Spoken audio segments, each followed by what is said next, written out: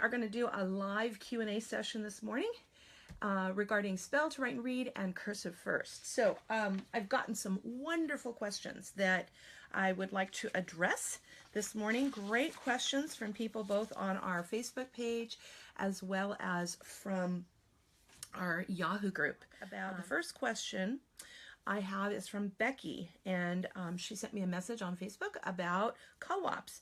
And Becky is teaching a second, third grade co-op class.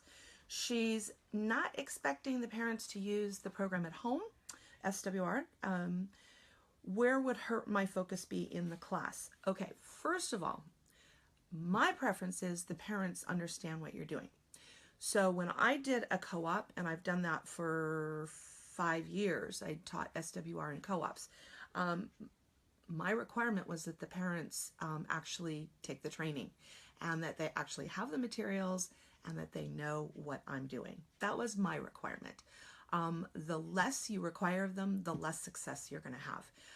The parents at least have to understand phonograms, and they have to understand the philosophy of SWR, that this is spelling first, that we're spelling our way into reading.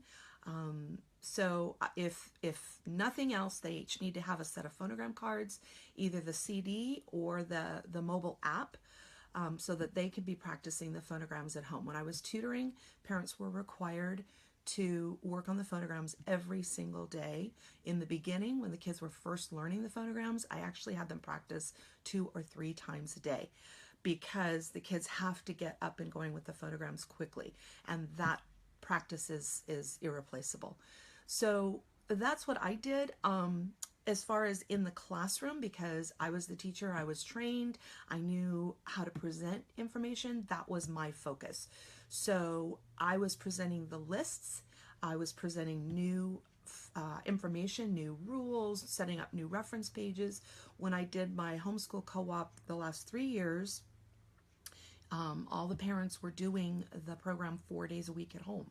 So I actually required that they follow up, that I had the parents also had the enrichment activity worksheets, and so they would do the follow-up activities.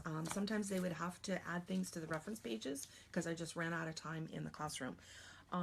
So my focus was on new information, teaching new words, introducing new concepts, and the parents at home had to follow up with daily phonogram practice. They didn't have to do the rule cards. I did that in the class, but they had to know the rules and learn them along with their kids. That was it. They didn't have to memorize them at a time, but they definitely had to learn them along with their kids. Again, my parents always were required to take the training, or I wouldn't even teach their kids, because they just had to know what I was doing. When I was tutoring, of course, the parents didn't have to have the training, but I did require that the parents sit in on my tutoring sessions because they needed to understand what I was doing. It really helped the parents to sit in on the sessions, whether that was tutoring or whether that was in the co-op. I asked the parents as much as possible, please sit in and watch what I'm doing, so that they got immersed in the program as well. So that's what I would do. Ask the parent. You said you've asked the parents to oversee the cursive.